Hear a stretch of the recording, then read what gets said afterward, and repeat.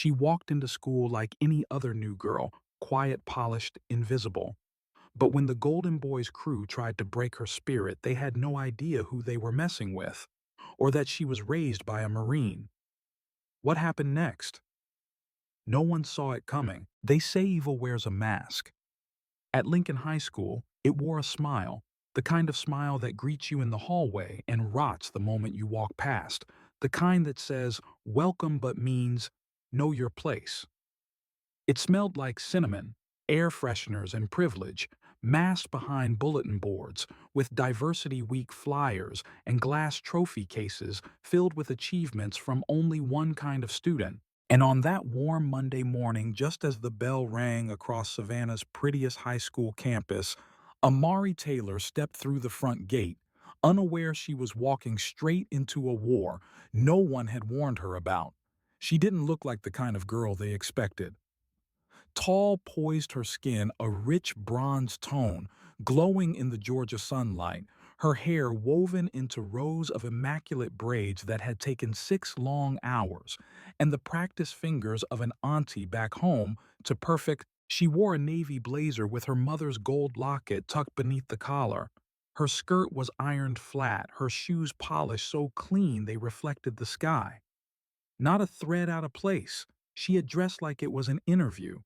Because in some ways, it was new school, new town, new battlefield, and like any soldier, she'd been trained by a woman who knew what it meant to face hostile territory with nothing but disciplined stillness and an iron jaw. Amari had moved to Savannah just 10 days ago after her mother passed, unexpectedly snatched from their lives by an aneurysm that gave no warning, no mercy. Now she lived with her grandmother, Regina Taylor, a retired Marine Corps sergeant, in a small 2-bedroom home that smelled of eucalyptus and boot polish. Regina didn't believe in fear, she believed in posture, and this morning she'd reminded her granddaughter of the same thing she always did. Stand tall, shoulders back, chin up. Don't ask for space. Take it with silence. Amari had followed those instructions exactly as she walked into Lincoln High School for the first time, but even she wasn't prepared for how fast the mask would slip. It started small, like most things do. A girl pretending not to see her in the hallway and slamming a locker door inches from her face. A teacher mispronounced her name 3 times in a row, though it was clearly written in bold ink on her folder. Students whispered as she passed, their words too soft to catch, but their eyes loud enough. Amari didn't flinch. She didn't speak. She didn't give them what they wanted. She wasn't new to being the only one. In Baltimore, she'd learned early how to hold her own in classrooms where being black meant being underestimated, and being smart meant being resented. But in Savannah, this was different. Sharper, slicker, the racism here was wrapped in pleasantries and monograms. By the second period, she knew the game. Her locker was tucked between a cheerleader named Riley and the school golden boy, Logan Whitaker. She'd seen him already. His photo was everywhere. Posters announcing him as student body president, captain of the debate team, quarterback, homecoming, favorite, the trifecta, golden hair, movie star smile, Southern royalty. And the moment their eyes met for the first time, she saw it. He didn't see a new girl.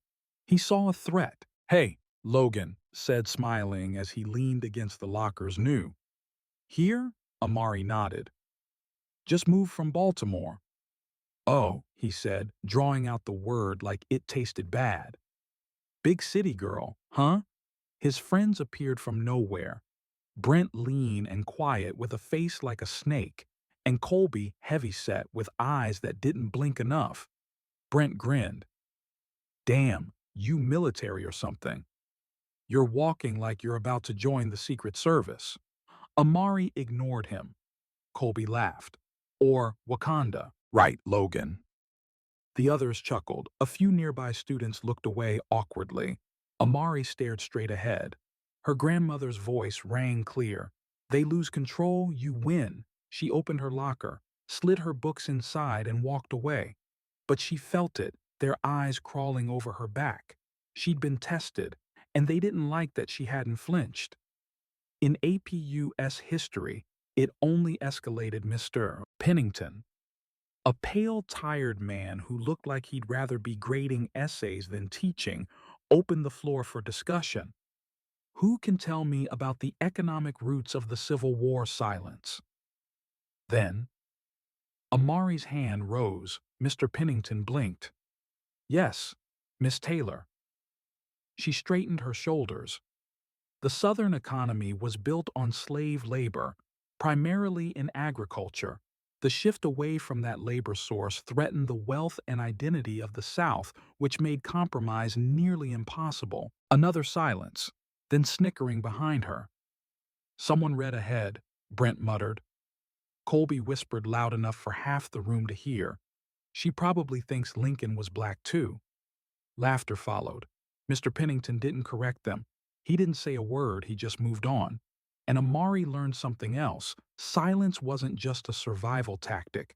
It was a weapon too, especially in the hands of adults who knew how to use it to avoid accountability. By lunchtime, the stares had turned to glares. Amari sat alone near the back of the cafeteria, unwrapping a sandwich her grandmother had made. Inside the brown bag was a note. Stand tall. Eat slow. Win quiet. She smiled at it for a second, then began eating. That was when the tray hit the floor. Milk exploded across the tiles. Her sandwich flipped. The entire cafeteria turned to look.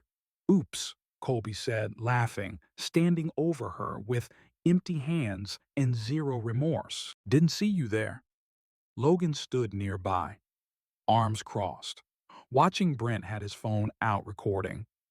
Amari looked at the mess, then at them, and then, without a word, she picked up her bag and walked away.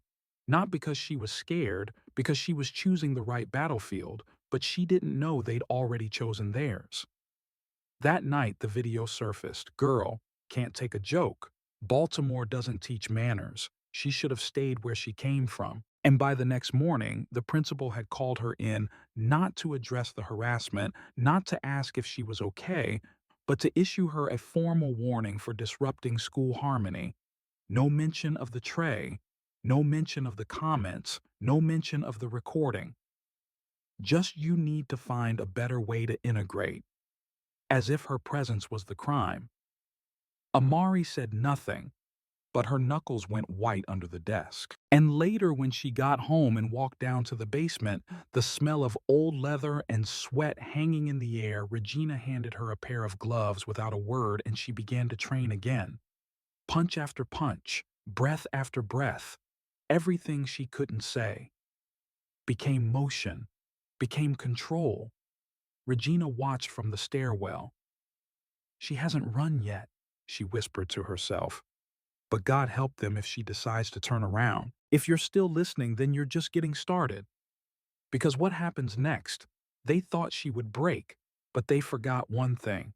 She was raised by a Marine. Subscribe.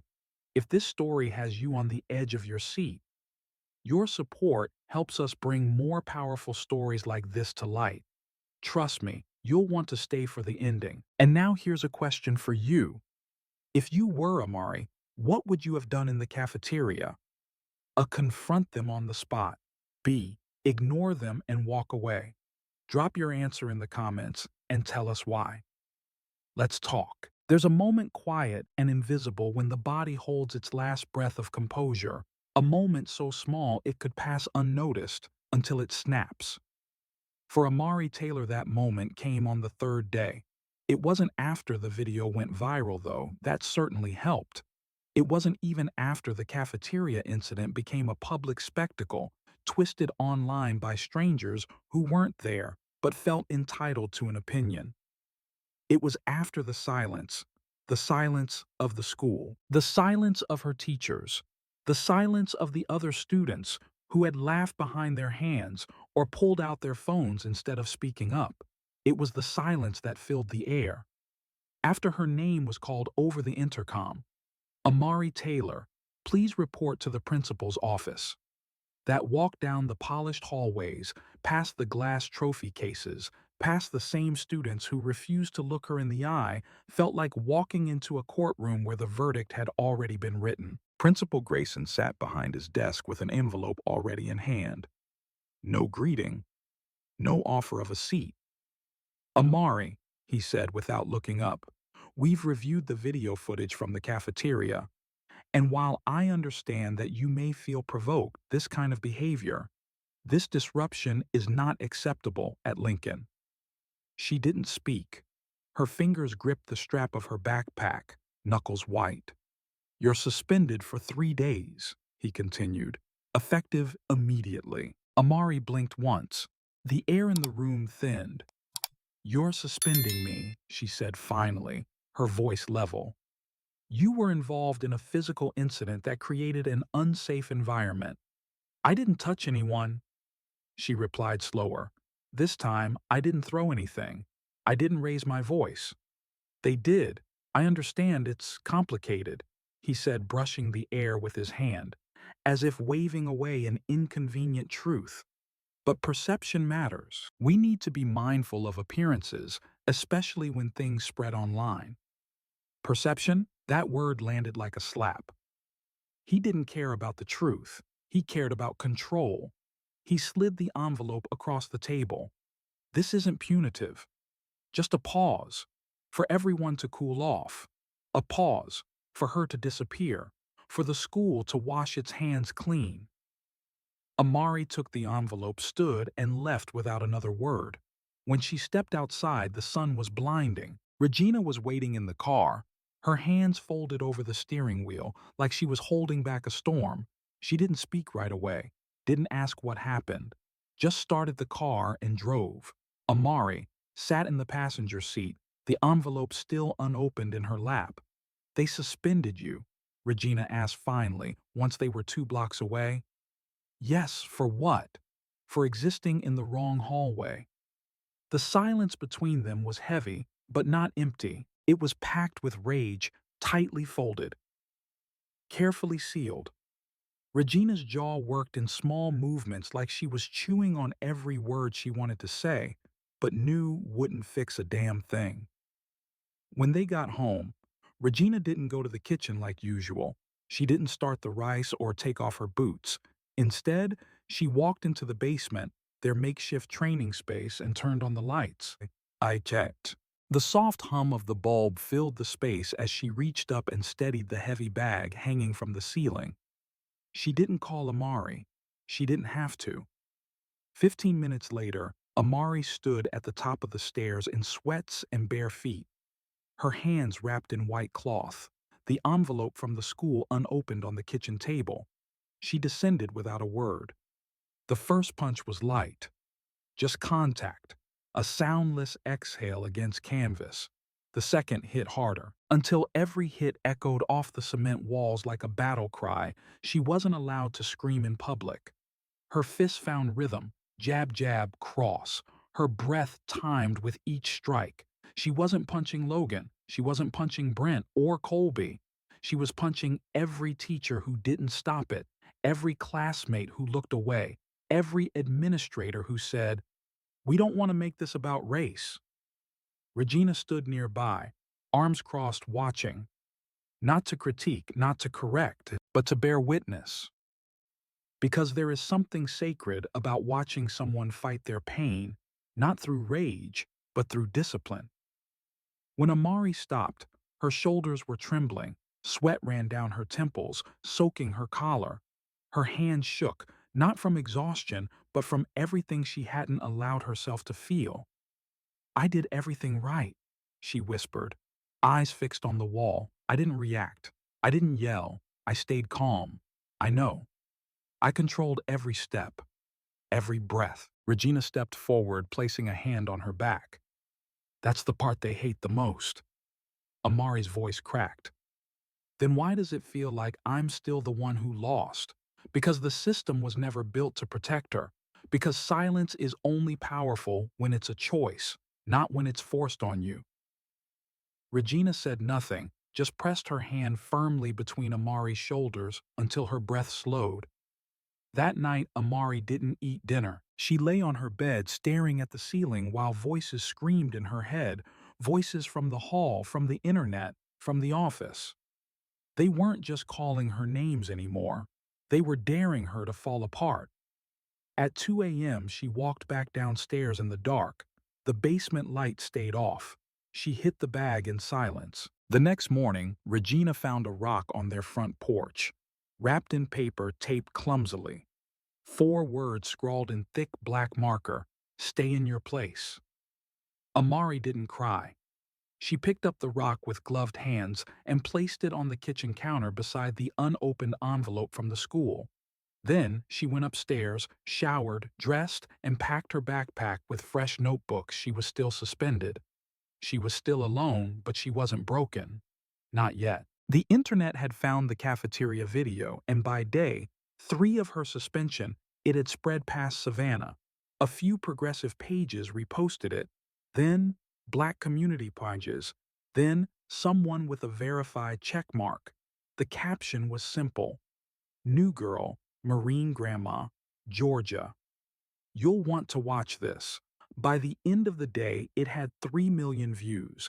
Some people called her a thug, others called her a queen, some wanted her arrested, others wanted her protected. But Amari didn't read the comments. She had learned early that strangers only knew how to paint you with their own fears. It was her grandmother who finally said what had been circling unspoken. "This isn't just about school anymore." Amari looked up. "This is bigger now," Regina continued. "This is what happens when people get uncomfortable with truth in a uniform they didn't choose." "What do I do?" Regina didn't answer right away. She walked to the drawer beneath the sink and pulled out a folder. Inside was a document she hadn't shown Amari before: her own military citation from a harassment investigation she'd filed in 1987. "They tried to silence me too," Regina said. "Didn't work then. Won't work now." Amari took the paper in her hands. The words blurred for a second. Not from tears, just disbelief that the same battles she was fighting in 2025 were the ones her grandmother had fought 4 decades earlier, only the dress code had changed. Later that night, Amari opened her laptop and began typing. Not to rant, not to explain, not to justify, to document. Every incident, every comment, every threat. She wrote like a soldier writing a report after the battlefield had gone still, like someone determined to make sure the story wouldn't be rewritten by those who only show up when it's already too late. Her fingers trembled when she hit save, but she hit it anyway, because strength isn't the absence of fear, it's what you do while carrying it. And Amari Taylor had carried enough. She was ready to put it down, not by surrendering, but by speaking louder, sharper. And this time, where everyone could hear. The morning air was thick with the scent of blooming magnolias as Amari Taylor stepped through the gates of Lincoln High School. The familiar red brick facade stood unchanged, but something within Amari had shifted. The weight of the past week's events pressed on her, yet she carried it with a newfound strength. Her grandmother's words echoed in her mind. "Stand tall, shoulders back, chin up." Today, she embodied them not out of obligation, but from an unyielding resolve that had taken root deep within her as she navigated the bustling corridors. Conversations hushed and eyes discreetly followed her. The viral video had cast her into an unintended spotlight, and the school's atmosphere was palpably altered. Whispers trailed her steps, some laced with admiration, others with lingering prejudice. Yet Amari's focus remained unbroken, her path leading her to the sanctuary of her locker. The metallic clang of the locker door was a stark contrast to the murmured undercurrents of the hallway. As she exchanged her books, a presence loomed beside her. Turning, she met the gaze of Logan Whitaker. His once confident demeanor seemed slightly diminished, his smile forced. "Amari," he began, his voice attempting casualness. "Good to see you back." She regarded him coolly. The memory of his complicity still fresh. Logan. He shifted as if searching for words that might bridge the chasm between them. Listen, about what happened. Things got out of hand. No hard feelings, right? Amari's eyes narrowed, the audacity of his words igniting a spark within her. Before she could respond, a new voice interjected. Seems to me, the voice drawled, apologies are empty without change. Both turned to see a girl leaning against the adjacent locker. Her auburn hair was pulled into a loose ponytail, freckles scattered across her nose, and a confident smirk playing on her lips. She wore a leather jacket adorned with patches from various bands, exuding an air of rebellious nonchalance. Logan's expression hardened. This doesn't concern you, Riley.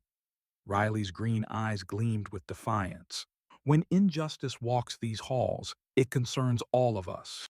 Amari observed the exchange curiosity piqued Riley's reputation as a loner preceded her. Yet here she was inserting herself into a conflict that wasn't hers. Logan scoffed, his facade of charm slipping. Stay out of it. With that, he turned on his heel, retreating down the corridor.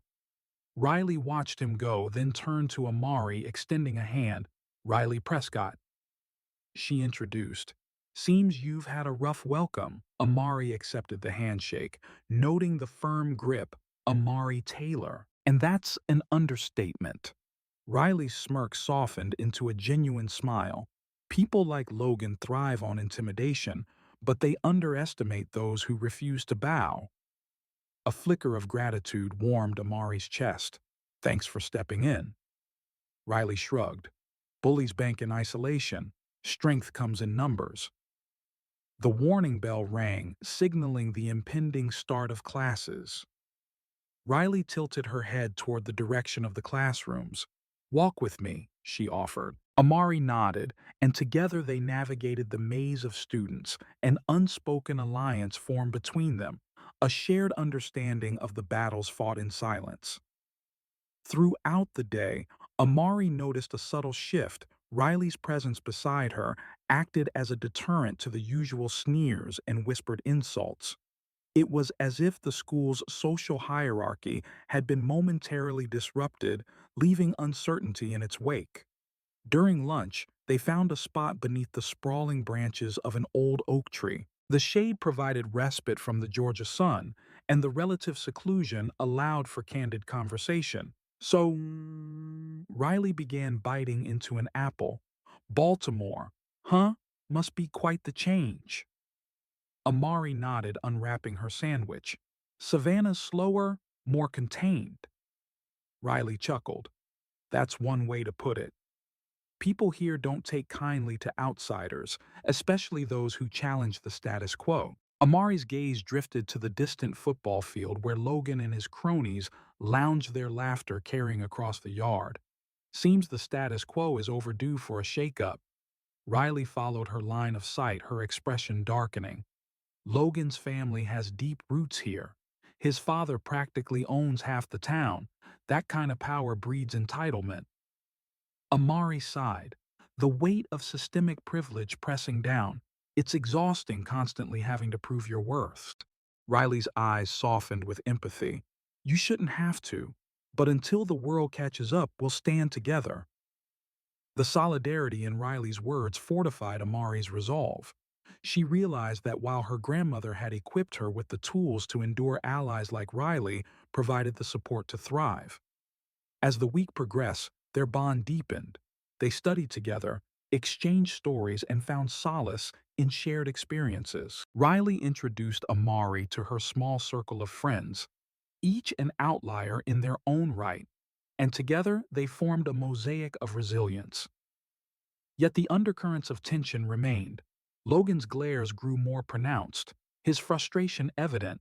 He wasn't accustomed to defiance, and Amari's unwavering stance, bolstered by her newfound allies, threatened the foundation of his dominance. One afternoon, as Amari retrieved books from her locker, a folded note fluttered to the ground. She picked it up, unfolding the crisp paper. Meet me behind the gym after school, alone.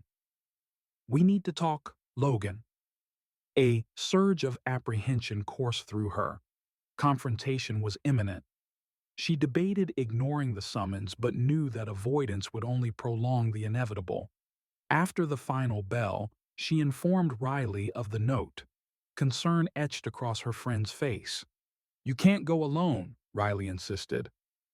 Amari placed a reassuring hand on Riley's shoulder. "I can handle this, but stay close, just in case." Reluctantly, Riley agreed, and they devised a plan. Amari would meet Logan as requested, while Riley and their friends remained within earshot, ready to intervene if necessary. The sun cast elongated shadows as Amari approached the secluded area behind the gym. Logan stood with Brent and Colby flanking him, their postures exuding false nonchalance. "You came," Logan remarked, a smirk tugging at his lips. Amari crossed her arms, maintaining a safe distance. "What do you want, Logan?" He took a step forward, the smirk fading. "You've been causing quite a stir. It's time you learned your place." A flicker of fear ignited within her, but she extinguished it with a steady breath. "My place is wherever I choose it to be." In the days following the confrontation behind the gym, a palpable shift coursed through the corridors of Lincoln High School. Amari Taylor's unwavering stance had not only challenged the entrenched hierarchy, but had also ignited a spark among the student body. The once muted undercurrents of dissent now surged to the surface, seeking direction and purpose. Amari sat at her desk, the soft glow of her laptop illuminating her determined features. The cursor blinked expectantly on a blank document titled Petition for Institutional Reform. Drawing a steady breath, she began to type, articulating the collective grievances and aspirations of those marginalized within the school's walls. Each word was a testament to the resilience of voices, long suppressed, a clarion call for equity and accountability. The following morning, with the petition printed and signatures already beginning to fill its pages, Amari approached Principal Grayson's office. The secretary's eyes widened slightly at the sight of the burgeoning document, but she offered no resistance as Amari knocked and entered upon hearing the terse invitation. Principal Grayson looked up from his cluttered desk, his expression a mixture of surprise and apprehension. "Miss Taylor," he greeted, attempting a cordial tone. "What brings you here?" Amari met his gaze with unwavering resolve. "I've compiled a petition addressing the systemic issues within our school: discrimination, harassment, and administrative negligence. It bears the signatures of students and faculty who demand immediate action." He accepted the document, flipping through the pages with a furrowed brow. "This is substantial," he admitted, his voice measured. "However, implementing such changes requires time and careful consideration." "Respectfully, sir," Amari interjected, "time is a luxury many of us can no longer afford. We need a clear commitment to change." Principal Grayson sighed, placing the petition on his desk. "I'll present this to the school board at the next meeting. In the meantime, I urge you and your peers to remain patient and trust the process." Amari nodded, though skepticism lingered in her eyes. "Thank you, Principal Grayson. We look forward to your prompt action." Exiting the office, she felt a surge of empowerment. The petition was a step forward, but she knew that true change required sustained effort and vigilance. Later that day, Amari and Riley convened a meeting in the school's library, drawing together a diverse group of students who had expressed support for their cause. The room buzzed with energy and anticipation as Amari addressed the assembly. "Thank you all for coming," she began, her voice steady. "Our petition has been submitted, but our work is far from over. We must continue to hold our administration accountable and ensure that our voices are not only heard but acted upon." A student from the back spoke up. "What if they dismiss our concerns? What if nothing changes?" Riley stepped forward, her eyes blazing with determination. "Then we escalate. We organize peaceful demonstrations, engage with local media, and involve the wider community. Silence is complicity, and we refuse to be complicit." Murmurs of agreement rippled through the crowd.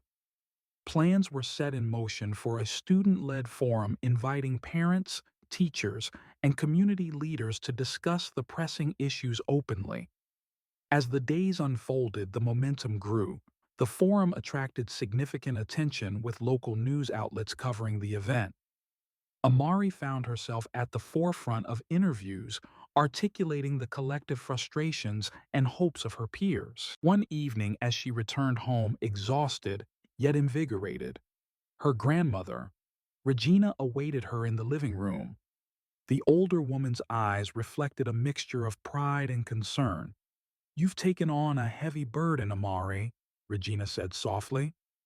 Amari sank into the couch beside her. "I couldn't stand by any longer. Grandma, change is overdue." Regina nodded, a small smile tugging at her lips. "I see so much of your mother in you." She too was relentless in the face of injustice. Tears pricked Amari's eyes at the mention of her mother. "I wish she were here to see this. She is," Regina assured, placing a comforting hand over Amari's, "in every step you take." The following week, the school board convened a special session to address the petition. Students, parents, and faculty packed the auditorium. Their collective presence a testament to the urgency of the matter. Amari stood before the panel, her heart pounding but her resolve unshaken. She recounted the incidents of discrimination, the administrative inaction, and the pervasive culture of silence that had plagued Lincoln High. Her words were measured yet impassioned, painting a stark picture of the reality many face daily. As she concluded, she met the eyes of each board member. "We are not here to sow discord, but to foster unity through equity. We implore you to stand with us in creating an environment where every student feels safe, valued, and heard." The room erupted in applause, the resonance of collective hope filling the space. In the days that followed, the administration implemented several measures: the establishment of a diversity and inclusion committee, mandatory sensitivity training for staff and students, and the creation of a confidential reporting system for grievances. While these steps marked the beginning rather than the culmination of progress, they signified a shift, a recognition of voices long marginalized. Amari and her peers understood that the path ahead required continued vigilance and dedication. Yet as they walked the halls of Lincoln High, there was a renewed sense of purpose, a belief that change, though arduous, was indeed possible. And in the quiet moments when doubt threatened to creep in, Amari would recall her grandmother's words, grounding her in the legacy of resilience that coursed through her veins. The sun rose over Savannah with a clarity that hadn't touched Lincoln High in weeks. It spilled over the red brick walls, gilded the rustling trees, and washed the sidewalks in light, like the city itself had decided to start clean. Inside her bedroom, Amari Taylor stared at her reflection in the mirror.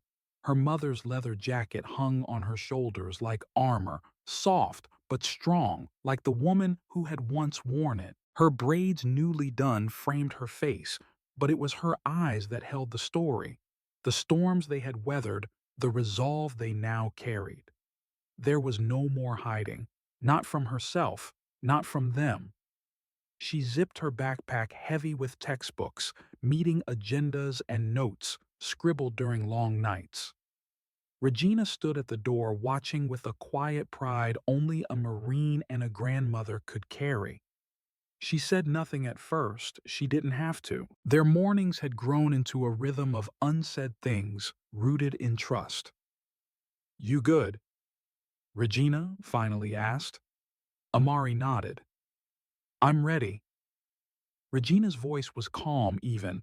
Then, "Go remind them who they picked a fight with." When Amari arrived at school, something was different, not just in the air but in the way people looked at her. There was still the tension, still the unease, but there was something else layered beneath it. Now recognition, and maybe in some corners, respect. In the first period, she took her seat by the window. Mr. Anders, a history teacher, known for his stoic demeanor, paused while handing back essays. He placed hers on her desk with an odd gentleness. There was a bright red A at the top, circled. Beneath it, in his narrow handwriting, were 6 words. Your voice deserves to be heard. She didn't know what startled her, more the grade or the message, but it settled something deep in her. Not approval, but acknowledgement. During lunch, Riley found her under the oak tree, their usual spot. Her freckles were darker than usual under the sun and her expression unreadable as she slid into place beside Amari. Guess what Riley said, pulling out her phone. Someone sent this to me from the office printer.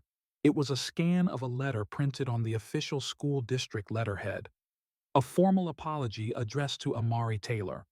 Not for optics, not for show, but for policy failure, for administrative mishandling of student safety and racial discrimination. It was signed by the superintendent herself.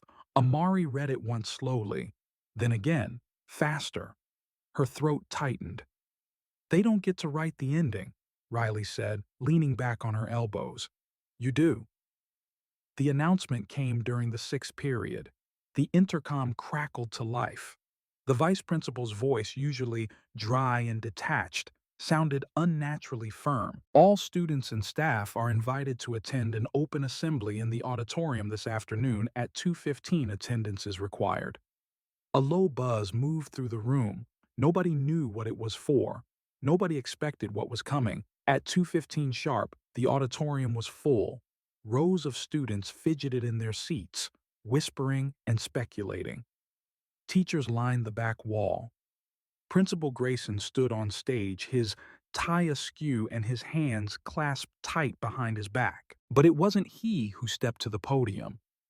It was Amari. She hadn't asked for this moment, but it had come to her anyway, and she wasn't going to waste it. She stood tall, the microphone too low at first, her fingers brushing the bass as she adjusted it. The silence that settled across the room was total. She began softly. Her voice wasn't trembling, it was measured, deliberate, the kind of calm that comes from someone who has learned to survive fire without being burned by it. I wasn't supposed to matter here, she said. I was supposed to be another transfer student. One more name, one more face. Easy to forget. But then something happened. Something all of you saw, whether you want to admit it or not, and you made a choice. She paused, letting the words breathe. Some of you chose silence. Some of you chose cruelty. But a few of you chose to listen, to stand beside me. And that's what I want to talk about. She told them about Baltimore, about her mother, about moving to Savannah, about the locker slurs and cafeteria spills and the video. She told them about fists that wanted to fly but didn't, about fists that finally did, about her grandmother and the basement and the night she thought she might disappear. She told them about the petition and the meeting and the movement that followed. But more than anything, she told them the truth. Strength isn't always loud, she said. It isn't fists or fire. Sometimes strength is showing up the next day when they expect you to quit. Sometimes it's letting someone walk away instead of chasing them down. Sometimes it's just existing, out in the open, refusing to shrink. No one moved. Even Logan, seated near the back, sat motionless, his jaw tight. She didn't look at him. She didn't have to. This wasn't about him anymore. It never had been. When she stepped down, the applause started slowly. It wasn't explosive. It wasn't a standing ovation, but it was enough. Enough to feel real. Enough to say, we see you now. In the weeks that followed, change was slow, but it came. Teachers took training seriously. Students formed a peer advocacy group. Regina was invited to speak at a community meeting, her Marine badge pinned to her blazer like a dare. Amari's story became more than a viral video. It became part of the school's foundation. And she kept showing up. She passed Logan in the hallway one morning. He didn't speak, didn't sneer. He just kept walking. And for the first time, Amari didn't flinch.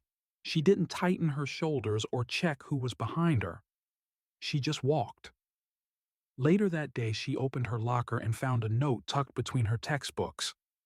5 words, written in slanted handwriting.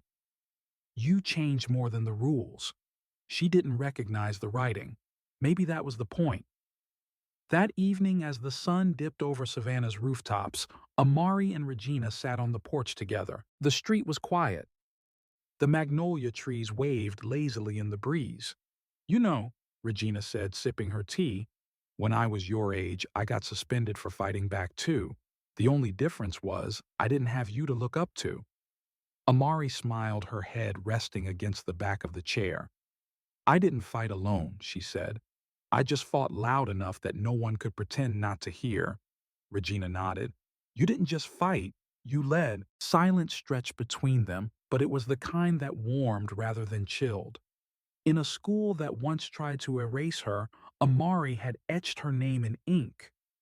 Not because she was fearless, but because she finally understood that being seen, even when it's dangerous, is the first step toward changing everything. And this time she wasn't fading back into the shadows. She was walking into the light. The corridors of Lincoln High School hummed with a subdued energy in the weeks following the assembly. Amari Taylor's heartfelt speech had left an indelible mark on the student body, sparking conversations that had long been suppressed beneath the surface of daily routines. Yet as the initial fervor began to wane, Amari understood that true change required more than a singular moment of courage. It demanded sustained effort and an unwavering commitment to the principles she had championed. One crisp autumn morning, as golden leaves pirouetted to the ground outside, Amari found herself seated across from Principal Grayson in his modest office. The sunlight filtered through the blinds, casting striped patterns on the walls as the scent of aged books and freshly brewed coffee permeated the air. Miss Taylor, Principal Grayson began, his tone measured yet sincere. Your initiative has set in motion a series of reforms that we as an administration are committed to upholding. However, the path ahead is intricate and your continued involvement would be invaluable. Amari nodded, absorbing the weight of his words. I appreciate that, Principal Grayson. I believe that for these changes to be effective, they must be rooted in the experiences and voices of the students themselves. He leaned forward, fingers interlaced atop his desk. Precisely. With that in mind, I'd like to propose the formation of a student advisory council, a platform where students can collaborate directly with faculty to address ongoing concerns and implement initiatives that foster inclusivity and respect. The proposition resonated with Amari. It was a tangible step toward embedding the values she had fought for into the very fabric of the school's culture. I would be honored to be a part of that, she replied, determination flickering in her eyes. As the council took shape, Amari reached out to Riley Prescott, whose unwavering support had been a cornerstone of her journey. Together, they identified peers from diverse backgrounds and perspectives, ensuring the council embodied the multifaceted nature of the student body. Their inaugural meeting convened in the library, a space that had become a sanctuary for open dialogue. Seated around a circular table, the council members exchanged introductions, their expressions a blend of anticipation and resolve. Amari cleared her throat, drawing the group's attention. Thank you all for joining. Our objective is clear: to cultivate an environment where every student feels seen, heard, and valued. This is not just about addressing past grievances, but about proactively shaping a future we can all be proud of. A murmur of agreement rippled through the assembly. Over the ensuing weeks, the council spearheaded several initiatives: peer mentorship programs, workshops on empathy and conflict resolution, and the establishment of safe spaces where students could voice their concerns without fear of judgment or reprisal. Yet, amidst these strides forward, Amari grappled with an internal conflict that gnawed at the edges of her consciousness. The figure of Logan Whitaker loomed large in her reflections. His actions had been the catalyst for much of her turmoil, but she couldn't ignore the glimpses of vulnerability she had observed beneath his hardened exterior. One afternoon, as the sun dipped below the horizon, casting a warm amber glow over the campus, Amari spotted Logan seated alone on the bleachers overlooking the football field. An uncharacteristic stillness enveloped him, his usual entourage conspicuously absent, summoning her courage. Amari approached the crunch of gravel beneath her feet, announcing her presence. Logan glanced up, surprise flickering across his features before being swiftly masked by his customary indifference. "Mind if I join you?" Amari inquired, her voice steady yet gentle. He shrugged, gesturing to the empty space beside him. "Free country." She settled onto the bench, allowing a moment of silence to stretch between them, the distant cheers of a soccer game providing a muted backdrop. "Logan." She began choosing her words with care.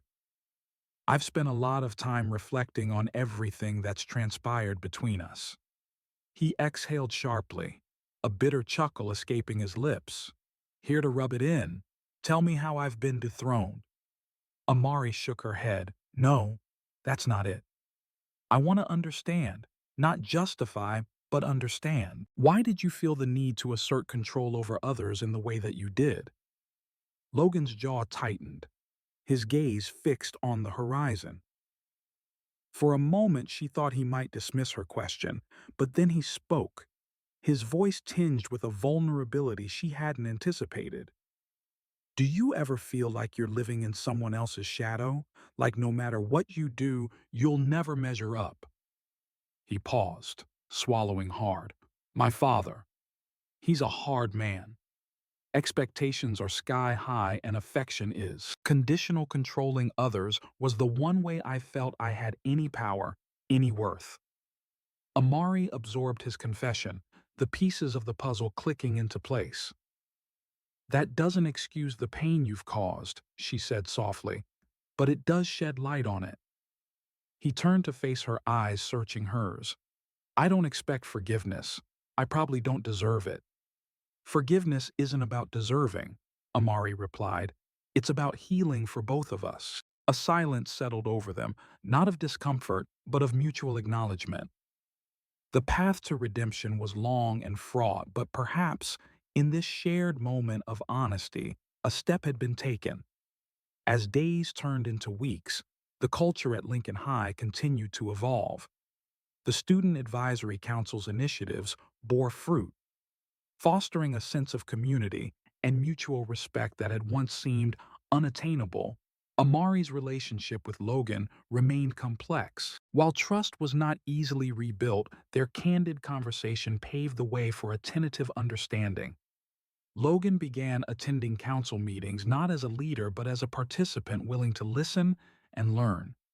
One evening, as Amari and Riley walked home together, the sky painted in hues of pink and gold. Riley nudged her friend playfully. "Never thought I'd see the day when Logan Whitaker sat quietly in a circle, discussing feelings."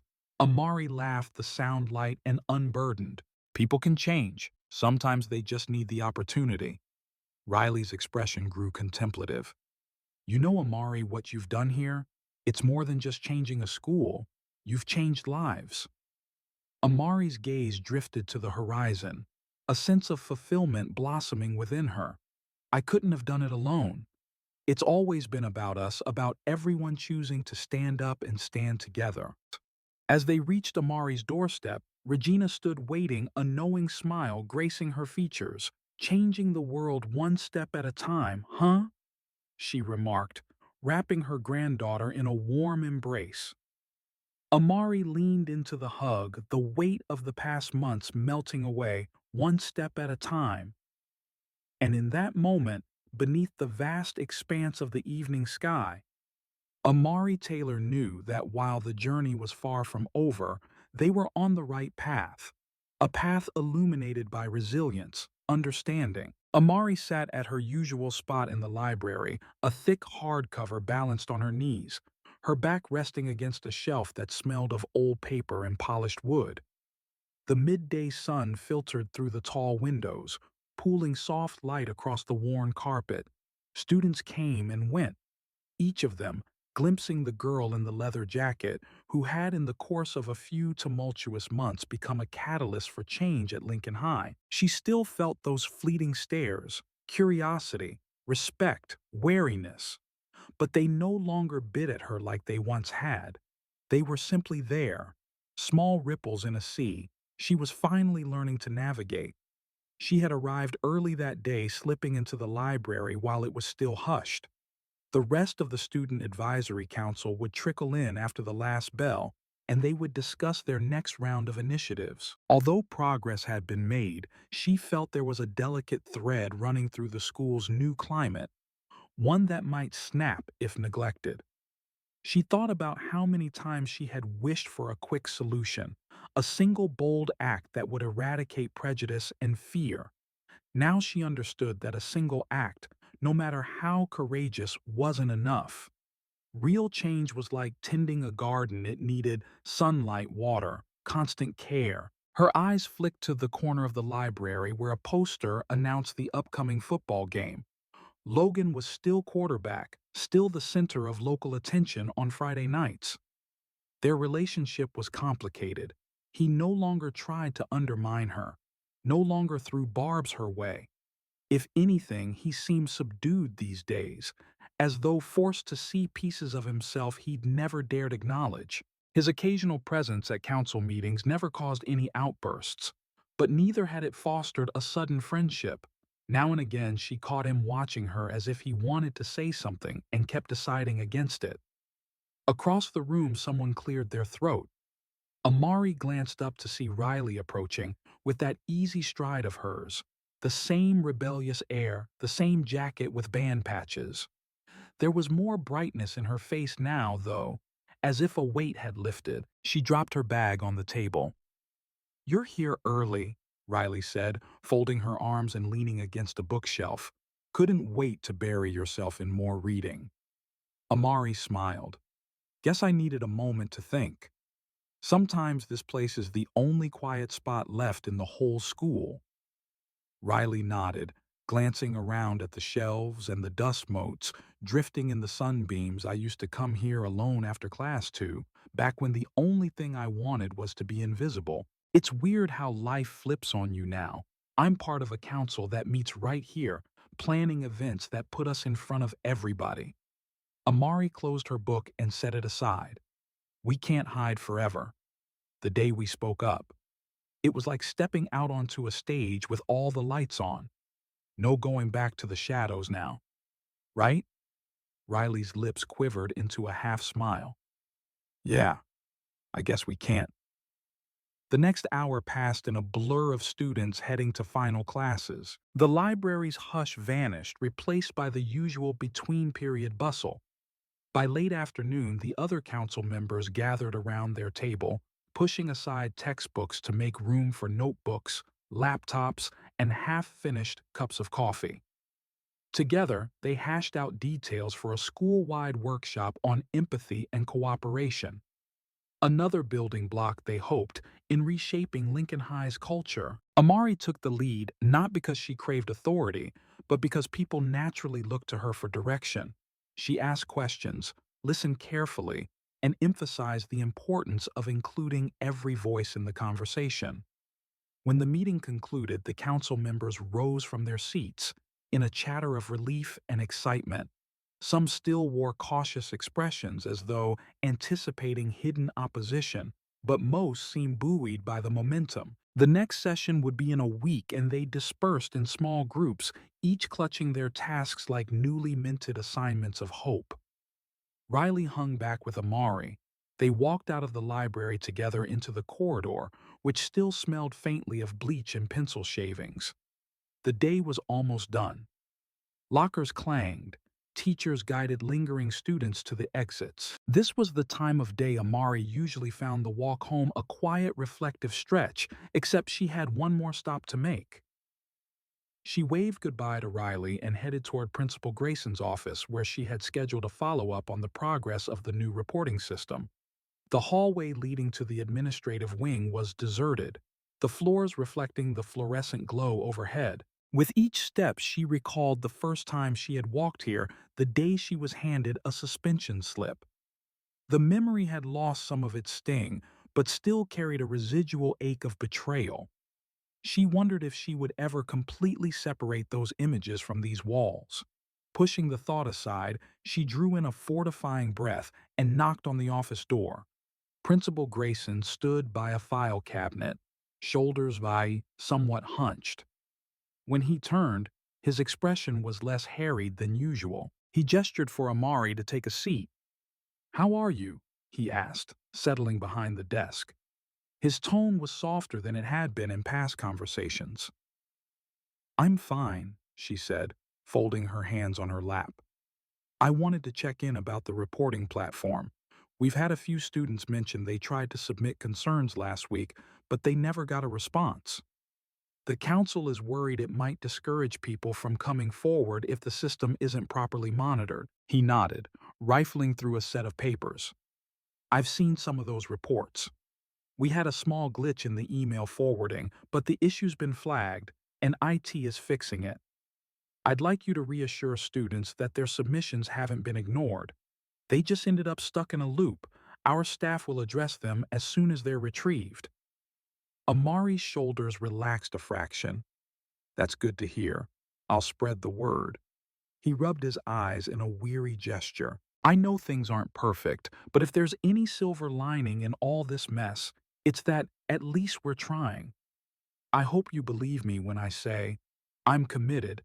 I just, I have a lot to learn."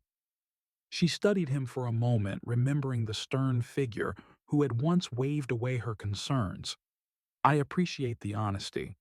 Just keep the lines of communication open, and we'll keep pushing on our end too." They exchanged a few more words, agreeing to reconvene in a week, and Amari left, weaving her way out of the quiet corridor and into the twilight. By the time she emerged into the school parking lot, the setting sun had turned the sky into a swath of fiery orange. At the far end of the lot, Logan stood alone by his truck, eyes distant as he gazed at his phone. She hesitated, torn between the impulse to keep walking and the urge to say something. Eventually, her feet chose for her, carrying her closer until their gazes locked. He lowered his phone, clearing his throat. "Is the meeting running late? Student advisory stuff," she replied, neither friendly nor confrontational. "Are you heading home?" "Yeah." He shifted the phone in his hand. Practice was canceled. The coach had a family emergency. A small silence settled. She glanced at his expression, less prideful these days. Edges softened by an inner conflict she suspected he still couldn't articulate. That passing moment in the bleachers a few weeks back had offered a glimpse beneath the surface, yet the layers between them were thick, an accumulation of animosity and regret. "You keep coming to those council meetings," she said gently, testing the terrain of conversation. "It surprises some people. Surprises me too," he admitted with a half smile that didn't quite reach his eyes. "I guess I'm just trying to figure some things out."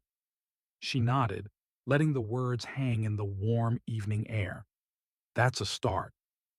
Before either of them could say more, a car horn sounded from across the lot.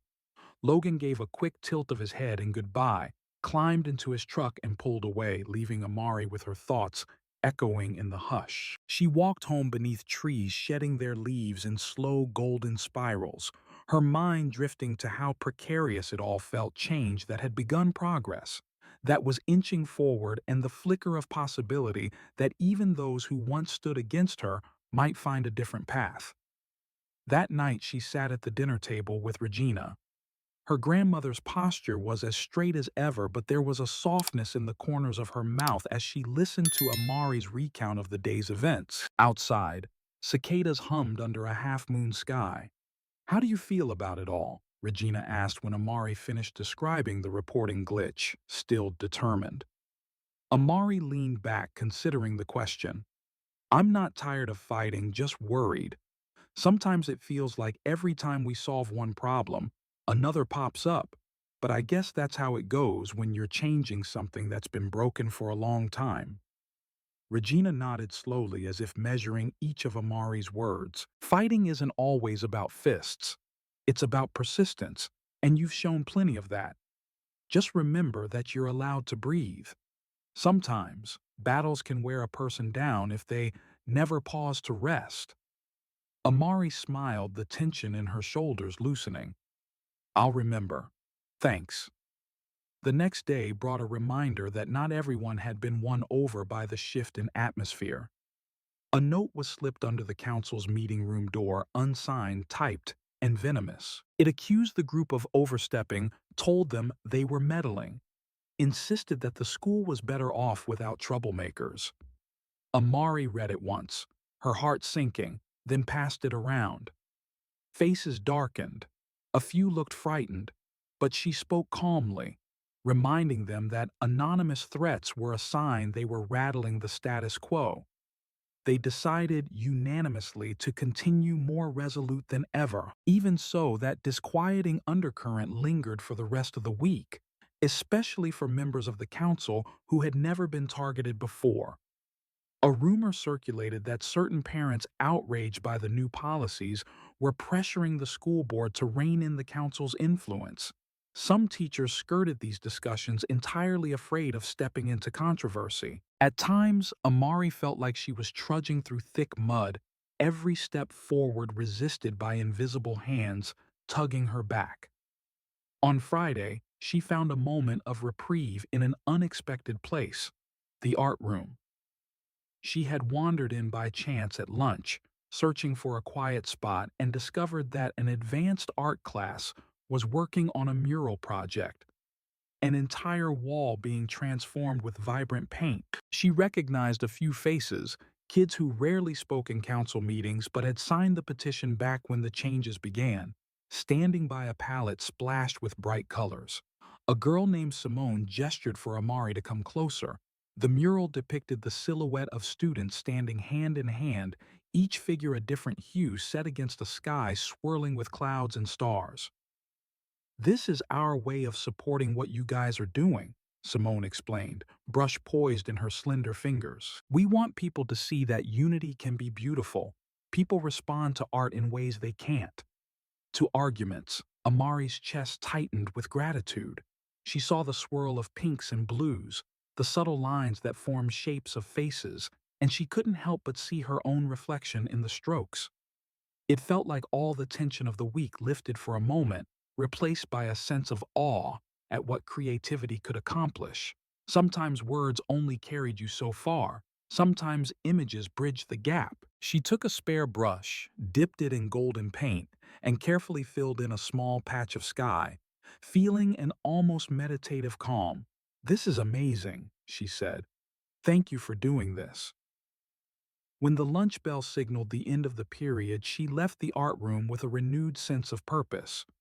The mural, incomplete but alive with possibility, felt like a promise that she wasn't alone in wanting a better school.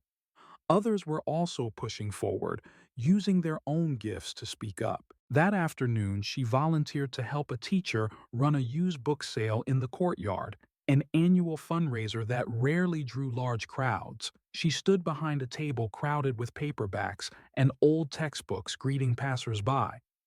The heat was mild, softened by a breeze that carried the faint scent of magnolias. Just as she handed over a copy of a classic novel to a shy sophomore, a voice sounded behind her. "Any recommendations?" Logan asked, scanning the spines. He was out of his usual athletic gear, wearing a simple gray t-shirt without the bravado of his teammates nearby. He looked younger, less guarded. She blinked at him, offering a polite smile, looking for something specific. He shrugged, not meeting her gaze directly. "No idea. I figured I might try reading something different." She let her eyes roam over the table. An old memoir by a civil rights activist caught her attention. It was worn but intact. She lifted it, tapping the cover with a finger. "Might give this one a shot." It's about standing up when no one else does. He took the book carefully, as if it were something fragile. Thanks. He hesitated, then added, I saw the mural in the art room. It looks good, different from the rest of the school. Yeah, she said softly. Different can be good. An awkward lull fell, but it wasn't unpleasant. He paid for the book and started to walk away, then stopped. Amari, are you heading to the game tonight? I hadn't planned on it, she admitted. Football games reminded her of the hierarchy that had once battered her spirit cheers for a system that had nearly drowned her voice. He toyed with the corner of the memoir's cover. Well, I'll be there, obviously. If you feel like dropping by, maybe check it out. There's a group singing the national anthem before kickoff. Some new choir project. I think trying to be more inclusive or something. I just thought maybe you'd want to see how things are changing even in places you wouldn't expect. She studied him, trying to read the flickers of emotion in his eyes. Was he reaching out or was this some reflex to appear tolerant? It was difficult to tell, still the invitation felt genuine enough. She gave a small nod. Maybe I'll stop by. He lifted the book in a silent thanks, then walked off toward the main building. Amari found herself exhaling a breath she hadn't realized she was holding. Sometimes progress took the form of a quiet conversation over a used book table. It wasn't dramatic, but it was real. That evening, after finishing her homework and letting Regina know her plans, she headed to the stadium. The sky was painted with twilight purples, the air alive with anticipation. The bleachers were crowded. A band played rousing tunes and cheerleaders punctuated the crisp air with shouts and flips. She slipped into a seat off to one side away from the main throng, feeling a small ripple of discomfort at the sight of so many who once ignored or mocked her. But as the night wore on, she found herself easing into the communal energy. She stood for the national anthem, noticing the diverse voices in the choir, some of whom she recognized from the council. The game began. Lincoln's team exploded onto the field with practiced intensity. Logan emerged in his quarterback gear, scanning the stands. She wondered if he saw her. The first quarter flew by in a clash of helmets and cheers, and although she didn't fully understand the strategic nuances of the sport, she found herself caught in the wave of excitement. Around her, people who might never approach her in the halls shouted in unison for their team. At halftime, she decided to walk around. Concession stands bustled with families, and small clusters of students traded jokes over hot dogs and soda. She spotted Riley leaning against a railing, sipping from a paper cup. Didn't think I'd see you here, Riley said, arching an eyebrow. You hiding a secret love for football, Amari chuckled. No, but I'm here to see if the rumors are true that even this place is shifting. If nothing else, I'm curious. They wandered together through the crowd, ignoring the curious glances aimed their way. In the swirl of people, an older man, presumably someone's father, stopped them. He had a stern face but spoke politely enough. You're the girl who's been working on all those changes at the school, right? My daughter mentioned you. She says the Student Advisory Council is the best thing that's happened in years. Amari's initial tension softened his tone. Yes, sir. I'm part of that council. He nodded and seemed to consider her. Well, I wasn't sure about it at first, but my daughter seems happier and she's actually excited to go to school now. So, keep it up, Riley. And Amari exchanged a surprised glance. By the time they turned back, the man was already disappearing into the throng. Yet another unexpected confirmation that small shifts were taking hold in corners they hadn't even considered. When they returned to their seats, the second half was underway. Logan led a scoring drive that set the crowd roaring. Amari noticed how his grin illuminated under the stadium lights wasn't the old cocky smirk. It looked genuine, maybe even relieved. She recognized it as the joy of doing something well without needing to step on others. After the final whistle, the scoreboard glowed a victory for Lincoln, and fans began funneling out in a jubilant tide. Amari moved down the bleachers, debating whether to say goodbye to Logan or just slip away. But at the bottom, she found him waiting near the fence helmet under his arm. Sweat glistened at his temple, and his breathing was still a bit quick from the game's intensity. "You came," he said, running a hand through his damp hair. "I did," she replied, meeting his gaze. "Good game." For a moment, they were just two teens in a crowded stadium. No scorching tension, no hidden agendas, only the aftermath of a day that had gone better than most. She saw him open his mouth as if to say something else, maybe to apologize again or to broach an entirely new subject. But he didn't speak. Instead, he offered a nod that held a quiet sort of gratitude. Then he turned and jogged off to join his teammates. She slipped away before the victory celebration engulfed her, finding her path through the parking lot under tall floodlights. The night sky was wide open above stars, barely visible against the city's glow. In the distance, she heard cheers, laughter, cars starting. Each sound felt like part of a grander symphony of change, messy, dissonant, but edging toward harmony. Walking home, she replayed the evening's events in her mind. The choir's blended voices, the father's cautious praise, the letterless conversation with Logan. None of it was perfect or resolved, but she didn't need perfection. She needed hope, and that at least was coming in fragments she could piece together. She arrived to find Regina standing at the sink rinsing dishes. The overhead light cast a gentle glow on the kitchen's warm wooden cabinets. Amari dropped her keys on the counter, unsure if she should mention the game first or sink into a simpler topic. "How was it?" Regina asked, shutting off the water. She dried her hands, turning to face Amari with a question in her eyes. "It was good," Amari replied slowly. "Different. I think maybe we can change more than just the hallways. Maybe we can change the field too. Or the stands. The way people see each other when they're cheering." Her grandmother studied her face for a moment, then nodded. "Sounds like you found a little more ground to stand on." Amari leaned against the counter, letting out a breath she'd been holding since the final whistle. "Yeah, I think I did."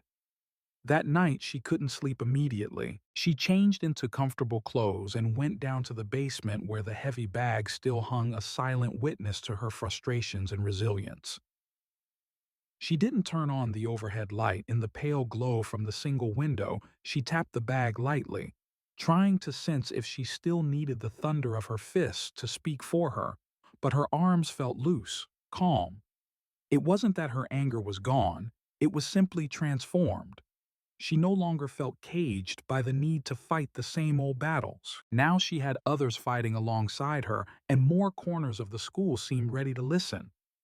She found herself stepping away from the bag sooner than usual. Upstairs, she opened her laptop to review the meeting notes for the council. Her gaze drifted to the folder where she kept personal reflections, a digital journal of sorts. She scanned through pages of old entries, remembering how raw she had felt after each incident, how corners of the text brimmed with indignation and sorrow. At the end of those notes, she began to type something new, something that felt like an affirmation. "I am not the same person who walked through Lincoln's gates for the first time. I'm not free from doubt or pain, but I'm free from the idea that I have to bear it all alone. Every day I see new alliances forming, new voices speaking up. It's not about a perfect victory. It's about refusing to let the old ways define us. If I can keep standing, if we can keep standing, then maybe that's enough to push this school, this town, and maybe even ourselves into a tomorrow that isn't ruled by fear." She saved the entry, letting her eyes linger on the words. Tomorrow would bring more challenges, more tasks for the council. There would be days of backsliding, times when old prejudices returned with a vengeance. But she had the strength to face them, and she was no longer standing on the battlefield alone. Closing her laptop, she turned out the light and slipped under her covers. In the darkness, she let her thoughts settle on the warmth of the mural's colors. The father's respectful nod, the choir's unified song, and Logan's hesitant attempt at forging a new path. She let herself believe that, yes, things were different and that difference carried within it the promise of a school where everyone had space to exist, to speak, to be heard. One breath at a time, she drifted to sleep with a quiet certainty. They had come too far to turn back now, and the best parts of their story were just beginning. Amari Taylor's journey at Lincoln High School is a profound narrative of resilience, courage, and transformation. As a transfer student stepping into an environment rife with unspoken hierarchies and latent prejudices, Amari's experiences encapsulate the challenges many face when confronting systemic discrimination and personal adversity. From the outset, Amari's presence disrupted the status quo. Her distinctive background and unwavering sense of self made her a target for those resistant to change, notably Logan Whitaker, whose actions epitomized the school's entrenched biases. The harassment she endured was not merely personal, but reflective of a broader culture that tolerated, if not tacitly endorsed, such behavior. The turning point in Amari's story was her decision to confront these injustices head on. Refusing to be silenced or diminished, she channeled her pain into purpose, rallying her peers and challenging the administration to acknowledge and address the pervasive issues within the school. This act of defiance was not without cost, exposing her to further scrutiny and resistance. Yet it also ignited a movement empowering others to voice their grievances and seek change. Central to Amari's evolution was her capacity for empathy and understanding. Her interactions with Logan revealed the complexities of human behavior, recognizing that his antagonism stemmed from his own insecurities and familial pressures. By seeking dialogue over division, Amari exemplified the power of compassion in breaking cycles of hatred and misunderstanding. The establishment of the Student Advisory Council marked a tangible shift in the school's culture. Through collaborative efforts, initiatives promoting inclusivity, respect, and open communication were implemented, laying the foundation for a more supportive and equitable environment. Amari's leadership was instrumental in this transformation, demonstrating that true change often begins with individual acts of bravery and conviction. Reflecting on Amari's journey, several profound lessons emerge. The power of individual agency. Amari's story underscores that one person's determination can catalyze significant change. Facing adversity, choosing to act rather than remain passive can inspire others and challenge oppressive systems. Empathy as a tool for change. Understanding the underlying factors driving others' behaviors fosters compassion and opens pathways for reconciliation and growth. Addressing the root causes of prejudice is essential in creating lasting solutions. Community and collaboration. Sustainable change is rarely achieved in isolation. Building alliances, fostering open dialogue, and working collectively amplifies impact and ensures diverse perspectives are considered. Resilience in the face of adversity. Challenges and setbacks are inherent in the pursuit of justice. Maintaining resolve and staying true to one's principles is crucial even when the path is fraught with obstacles. Applying these lessons to our own lives involves recognizing our capacity to affect change within our spheres of influence. It calls for the courage to confront injustices, the willingness to understand differing perspectives, and the commitment to work collaboratively toward inclusive and equitable communities. We invite you to share your thoughts and experiences related to these themes. Have you faced similar challenges? How did you navigate them? Your insights enrich our collective understanding and foster a supportive community dialogue. Please share your perspectives in the comments below. Consider subscribing to our channel. Your support motivates us to continue producing content that resonates and inspires.